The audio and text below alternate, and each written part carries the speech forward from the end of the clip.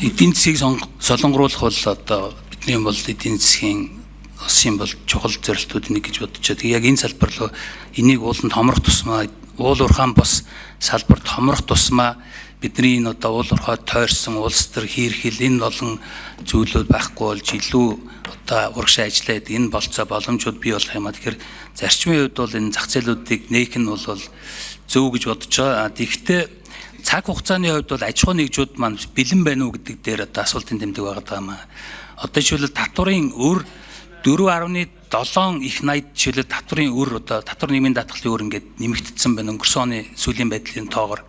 Энэ нь өнгөрсөн оныхоос 2023 оныхоос бараг 50%-аар нэмэгдсэн. Өөрөөр хэлбэл сая хэлсэн одоо гол экспортлогч аж ахуйн нэгжүүд маань жижиг дунд аж ахуйн нэгжүүд эдний хувьд бол одоо эдийн засгийн байдал нь бол уламд ороодсон ийм цаг үед одоо бас яг нөгөө талаас нь дэмжлэгүүд нэлээд байхгүй бол бидний энэ 3 жилийн хугацаанд бол юу ч хийж чадахгүй өнгөрөхөөр иймэрхүү төр зур харагдаад байгаа. За бид гадаад хэргийн яам хөдөө аж ахуйн яамнаас эдэн асуулт асууя. Тэгээд энэ одоо гол экспортын одоо бүтээгдэхүүнийг хараад үзэхээр махтай холбоотой ер нь бол одоо хамгийн том бидний өсөлт хийх болцоотой салбар бол мах байгаа. Тэгэхээр махан дээр Оросын холбооны улсаас одоо болон одоо энэ Евразийн хэлцээрт байгаа улсуудын гол тавьж байгаа юм бол тарифын бос одоо 20 зэрэгтэй холбоотой асуудлууд байгаа. Тэгээд энэ дээр одоо жишээлбэл яг Монгол талаас ямар ажлууд одоо яг хийгдэж байгаа энэ 20 зэргийг хангахын тулд нөгөө талаас одоо жишээлбэл яг энэ дээр мах ийм шаардлагуудыг авчвал ингээд авна гэсэн одоо тодорхой хэмжээний хүлээлтүүд байгаа. Яг гэвэл Оросын холбооны улс чинь бас өөрөө бас маш том одоо мах экспортлдог улс байгаа. Тэгэхээр манай хувьд одоо энэ дээр ямар шүү ажлууд хийгдэж байгаа гэдэг хөдөө аж ахуйн яамнаас гадаад хэргийн яамнаас өмнө бас энэ чиглэлээр Евразийн хэлцээртэй холбоотойгоор судалгаанууд хийгдэжсэн. Тэгэхээр тэр судалгаануудыг бас нэлээд яг хэдэн жилийн өмнө нэсэн одоо ашиггүй байдалтай судалгааны дүнгууд гарч ирсэн. Тэгэхээр саяын одоо хэлцээрүүдийн өөрчлөлтүүдийн явцад энэ байдал яаж сайжирсан бэ? Энэ дээр одоо дахиж одоо та судалж үзсэн зүйл байгаа юу? Дараа нь бас гадаад хэргийн яамнаас төлбөрийн асуудал Оросын холбооноос руу одоо хийх төлбөрийн асуудал улам хүндэрсээр байгаа. Тэгэхээр энэ дээр жишээлбэл энэ төлбөрийн асуудлуудыг яаж шийднэ гэсэн бодолтой байгаа. Дээр нь Оросын талаас бас энэ төлбөрийн асуудлууд дээр яаж шийднэ гэсэн одоо хүлээлтүүд байгаа. Дараа нь бас гадаад хэргийн яамнаас зарим улсууд энэ одоо жишээл Узбекистан ч юм уу зарим улсууд энэ Евразийн хэлцээртэй холбоотойгоор бусад улсуудтай байгуулах хэлцээрүүдэн зөрчилтөө үүсээд татгалзаж исэн юм жишээнүүд бас байгаа харагдсан. Тэгэхээр Солонгостой бас хэлцээр хийхээр ажиллаж байгаа. Тэгэхээр энэ Евразийн хэлцээр дээр нэмэлт 1 минутын төвшин гишүүнд Евразийн энэ гэрээ маань одоо ойрын үед хийхээр төлөвлөж байгаа ч юм уу яриа хэлцэн эхэлсэн энэ хэлцээрүүдээр зөрчилдөх болон эсвэл бие бинийгээ улам нөхцөлтүүд сайжруулах ямар шүү нөхцлүүд байгаа энэ талаар мэдээлэл өгөөч. За өсөд аж ахуйн яамнаас 5 номерын микрофоныг нээ.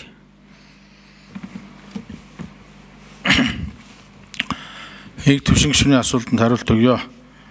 Тэгэхээр ер нь бол энэ Евразийн чөлөө худалдааны төр хэлцээртэй холбоотойгоор эдгээр орнууд руу энэ төр хэлцээрийн хүрээнд 20 цэрийн протокол тохирох асуудлыг бол нээлттэйгээр одоо тавиад өгсөн байж байгаа. За ер нь бол урьдчилсан байдлаар энэ 5 улстай бол бид нар Монгол улсаас мах экспортлох протоколыг бол тодорхой хэмжээнд манай мал эмнэлгийн ерөнхий газар холбогдох мал эмнэлгийн байгууллагуудтай бол тохирцсон. Түүнчлэн Оросын холбооны улстай бид урд нь бас Монгол малыг эрүүлжүүлэх гээд 2 шаттай хөтөлбөрийг бол хэрэгжүүлсэн. Энэ хөтөлбөрийг бас одоо 3 дахь шатыг үргэлжлүүлж хэрэгжүүлэе гэдэг байдлаар Оросын холбооны улс Монгол улсын засгийн газрын одын комиссийн хурлын протоколд бас тусгаад бэлтгэл ажлуудаа хангаад явж байгаа. За энийгээр бол мэдээж зөвхөн одоо энэ гоц алдуурт өвчнөд холбоотой шүлхээ өвчний вакциныг сүүлийн одоо 8 жилийн туршид Оросын холбооны улсаас доктор тавдалтай авалт хийж одоо энэ малыг эрүүлжүүлэх чиглэлд онцгой анхаарч байгаа. Дээрээс нь энэ вакцины худалдаа авалтыг үргэлжлүүлэх түүнчлэн одоо Оросын холбооны улсаас мэргэжлийн одоо түвшинд энэ хоёр улсын болсон хүчнүүдийг харилцан сурах энэ асуудлуудаар бас тодорхой хэмжээний ажлуудыг хийгээд явж байгаа гэж хариулъя. Гадаад харилцааны 7 номерын микрофоныг нээ. За их төвшин гишүүний асуултанд хариулъя. Гадаад харилцааны яам олон улсын худалдаа эдийн засгийн газрын захирал Үлзий сайхан байна. За өмнө энэхүү одоо хилцээрийг энэхүү холбоотой чөлөөт худалдааны хилцээр байгуулах асуудлыг бол манай одоо талаас 2015 оноос хойш одоо Евразийн эдийн засгийн холбоо байгуулсан цагаас хойш бол ярьж ирсэн. Тэгэхээр 2020 оны 5 дугаар сарын 21-ний өдөр бол гадаад харилцааны сайд хүнс хөдөө аж ахуйн хөнгөн үйлдвэрийн сайдын хамтарсан одоо тушаалын дагуу ажлын хэсгийн бүрэлдэхүүн удирдамж батлаад хамтарсан судалгаа айлынхаа талтай хамтарч хийсэн гэсэн үг. Энэхүү судалгааны хүрээнд 7 бүлгийн асуудлыг авч хэлэлцээд дүгнэж амжаагүй багт нь бол Орос Украины нөхцөл байдал үүссэн байгаа. Тэрхүү одоо урьдчилсан дүгнэлтийн үеэр бол Монгол улсын талд бол экспортын орлого тасрах нь татврын одоо хөнгөлтийн хувьд одоо ялангуяа онцгой албан татврууд болон нэмэн үртгийн албан татвруудыг бас тэглэх. За гүйцээж хариулъя. 7 номерын микрофоныг нээе. Иймэрхүү асуудлууд бол үүссэн байсан. Тэгээд 2023 онд бол тухайн үеийн эдийн засгийн хүчний сайд Хөрлөбаатарын энэхүү одоо хамтарсан судалгаанаас бол Монголын тал гарч байгаа гэдгийг бол мэдгдсээр энэ асуудал бол дууссан. Тэгээд энэ араас эдийн засгийн хүчний сайд Гантамрын хэлж байгаагаар төр хилцээр байгуулах асуудал ингэж үүссэн байт юм а.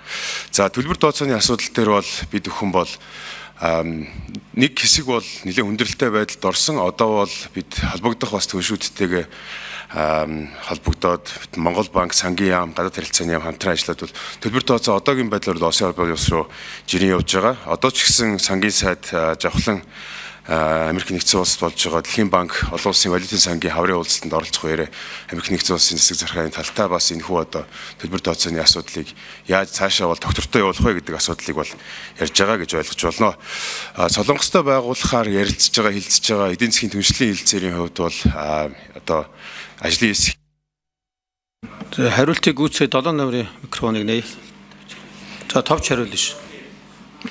Солонгостой хийж байгаа эдийн засгийн түншлэлийн хилцээрийн хувьд бол тус яамд бол дөрвөн ажлын хэсгийн дэд ажлын хэсэгт оролцоод ажиллаж байгаа. Гарал үүслийн дүрм, хууль эрх зүйн орчин, мөн барааны одоо бас худалдааны хэсэгтэр бол ороод ингээд ажиллаад явж байгаа.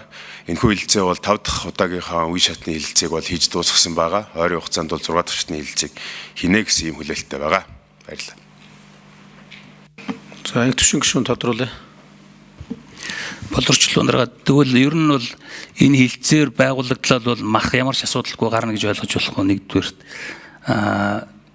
гадаад хэргийн яамнаас Үлзий даргаас өмнө бол одоо төлштэй холбоотой асуудлууд дээр л одоо онцгой хязгаарлалт одоо нөхцөл өгөөч гэж одоо олон улсын банк санхүүгийн байгууллагуудтай ярьж гин гэсэн бол одоо босод асуудлууд дээр ч гэсэн яг адилхан одоо байдлаар одоо хөнгөлтүүд одоо боломжуудыг нээж өгнө гэж хилцэж байгаа гэж ойлгож болох уу?